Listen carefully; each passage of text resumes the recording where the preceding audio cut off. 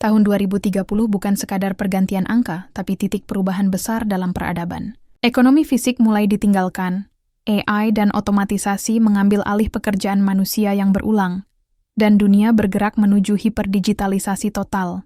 Banyak orang berpikir masih lama, padahal 2030 tinggal sekejap jika diukur dengan perubahan teknologi.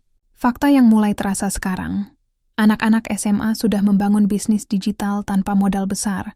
Perusahaan mengurangi 40% karyawan karena AI, dan negara-negara maju mulai transisi penuh ke mata uang digital. Maka pertanyaannya bukan lagi siap atau tidak, tapi apakah kita bisa tetap relevan? Karena di era baru, bukan lagi kuat yang menang, tapi yang paling cepat beradaptasi. Naskah ini tidak bicara mimpi, tapi strategi bertahan hidup.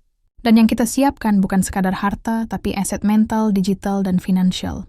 Agar saat 2030 datang, kita tidak menjadi penonton kekalahan diri sendiri. Mindset adalah aset pertama, karena dia menentukan arah semua keputusan sebelum tindakan. Orang yang keras kepala dan anti perubahan akan menjadi korban terbesar revolusi digital. Tahun 2030 bukan lagi era di mana orang hebat adalah yang paling pintar, tapi yang paling cepat belajar hal baru tanpa banyak drama. Orang yang defensif, AI bakal bahaya, teknologi mematikan lapangan kerja, akan tertinggal. Sebaliknya yang berkata bagaimana saya bisa memakainya, akan berhasil. Adaptif bukan berarti harus jenius, tapi mau terus belajar dan bereksperimen meski gagal. Dunia akan berubah lebih cepat dari sekolah mengajarkan. Maka yang hidup adalah mereka yang selalu update, tidak fanatik pada satu cara, dan mau meninggalkan metode lama saat waktunya datang. Jika mindset tidak siap, aset lain jadi tidak berguna. Inilah pondasi utama menghadapi 2030.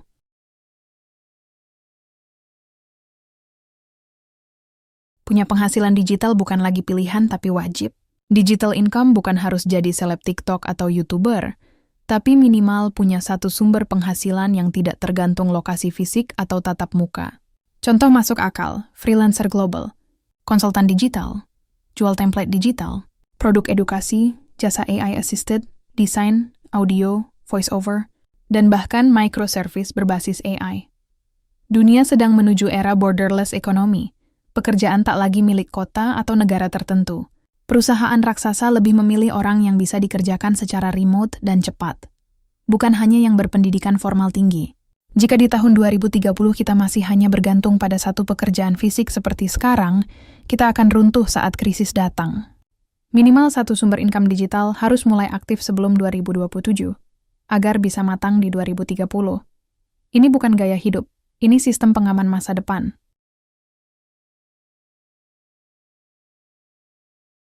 Tahun 2030 bukan hanya tentang kekayaan digital, tapi juga tentang siapa yang masih kuat mental dan fisiknya. Lonjakan penyakit akibat gaya hidup digital, mata rusak, insomnia, saraf kelelahan, kecemasan sosial, mental burnout, sudah mulai terjadi hari ini. Dunia akan semakin cepat dan menuntut fokus tinggi. Di masa depan, stamina dan kejernihan pikiran akan menjadi mata uang tak terlihat yang menentukan kualitas keputusan. Orang yang sehat bisa bekerja lebih lama, belajar lebih cepat, dan mengambil peluang lebih dulu. Artinya, membangun aset kesehatan harus dimulai sekarang, bukan saat sudah tumbang. Olahraga ringan tapi konsisten, manajemen tidur, nutrisi otak, kontrol stres, dan konsumsi konten positif adalah investasi nyata. Karena secerdas apapun kita, jika tidak sanggup bertahan secara fisik dan mental, kita akan kalah oleh mereka yang jauh lebih stabil dalam berpikir, bahkan jika mereka tidak lebih pintar. Kebugaran serta kecepatan bertindak.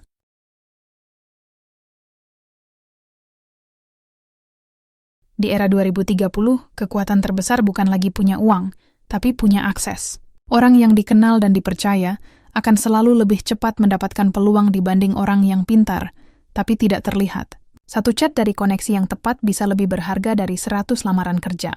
Dunia akan semakin bergerak ke arah micro-circle, lingkaran orang-orang yang saling mengangkat. Maka aset yang wajib dibangun sejak sekarang adalah relasi berkualitas, bukan banyak tapi bernilai. Bukan sekadar kenalan, tapi koneksi yang aktif bergerak, berprogres, dan bisa saling menguntungkan. Cara membangunnya bukan dengan basa-basi, tapi membantu dulu sebelum meminta. Era digital juga memungkinkan kita membangun relasi tanpa tatap muka. LinkedIn, komunitas AI, forum global, proyek kolaboratif. Peluang 2030 tidak jatuh ke orang yang paling pintar, tapi yang paling mudah dihubungi.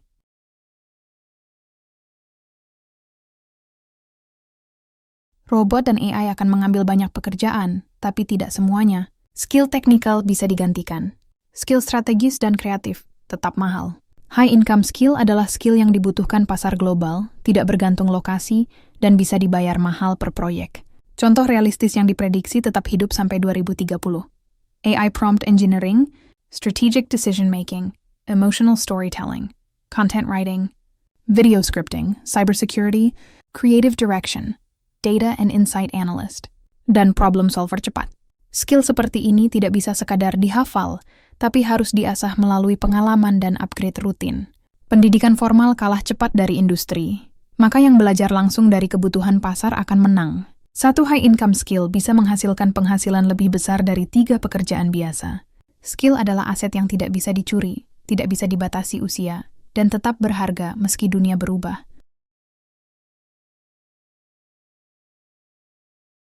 Memasuki 2030, kepemilikan aset digital jauh lebih penting dibanding hanya aset fisik. Ini bukan sekadar punya akun media sosial, tapi punya hak milik atas sesuatu yang bisa menghasilkan. Contoh masuk akal. Domain website atas nama sendiri. Brand personal yang muncul di Google, daftar email private audience, database pelanggan, lisensi digital, karya yang terdaftar, bahkan hak cipta produk digital. Dunia akan bergerak ke arah siapa yang punya database, dialah yang menang. Termasuk reputasi digital, karena saat perusahaan ingin bekerja sama, mereka akan terlebih dulu mengecek rekam jejak online, bukan ijazah.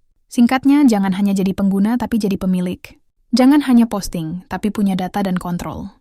Identitas digital yang kuat, non-degos perlindungan jangka panjang, plus akses peluang yang bahkan tidak diumumkan ke publik.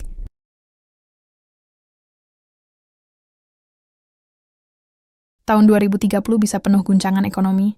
Karena itu, mengandalkan hanya satu sumber pendapatan atau satu jenis investasi adalah bunuh diri pelan-pelan. Diversifikasi investasi bukan gaya-gayaan, tapi penyelamatan masa depan. Bukan berarti langsung harus paham kripto atau saham global, tapi minimal mengerti cara menyimpan dan menggandakan aset secara cerdas dan terdistribusi.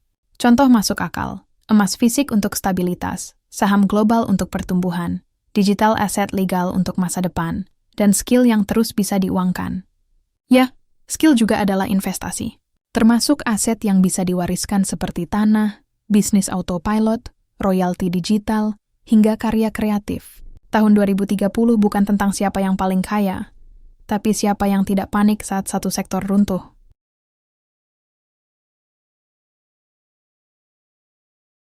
Era 2030 adalah era siapa dirimu di internet, sekian itulah nilai ekonomimu. Jika namamu tidak muncul di Google, engkau tidak ada di radar dunia bisnis global. Dunia tidak lagi menilai dari ijazah, tapi bagaimana reputasimu terlihat dan direkam secara digital. Personal brand bukan berarti harus terkenal, tapi harus dikenal oleh kalangan yang tepat. Minimal, profil yang rapi di internet, aktivitas yang menunjukkan kompetensi, dan konten yang membuktikan kebermanfaatanmu. Personal brand yang kuat membuatmu lebih mudah dipercaya, diajak kerjasama, bahkan ditawarkan proyek tanpa melamar. Satu konten yang tepat bisa mengubah hidup. Di 2030, bukan hanya kerja keras, tapi kerja terang, supaya peluang bisa melihatmu.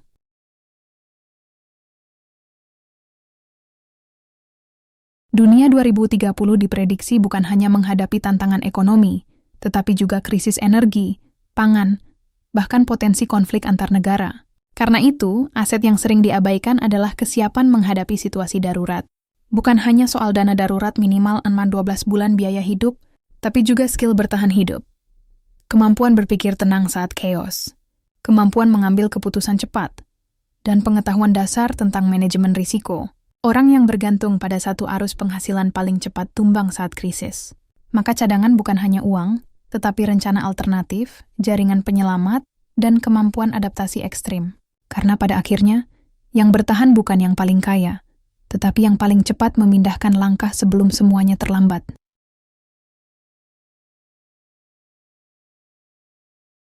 Tahap terakhir bukan soal kerja keras, tapi bagaimana bekerja cerdas dan menciptakan sistem yang tetap jalan meski kita tidak aktif. Dunia akan bergerak menuju sistem otomatis, Dan aset terbesar tahun 2030 adalah aset yang menghasilkan penghasilan bahkan saat kita tidur. Contohnya, konten edukasi berlisensi, bisnis autopilot, royalti digital, AI-based selling system, aset digital yang bisa diwariskan, hingga reputasi yang terus menarik peluang masuk tanpa harus mengejar. Inilah yang disebut legacy, sesuatu yang tetap bekerja bahkan setelah pemiliknya berhenti. Orang yang hanya sibuk bekerja akan lelah. Orang yang membangun sistem akan merdeka. Visi akhirnya bukan sekadar kaya, tapi punya waktu dan pengaruh bahkan setelah tak lagi aktif bekerja.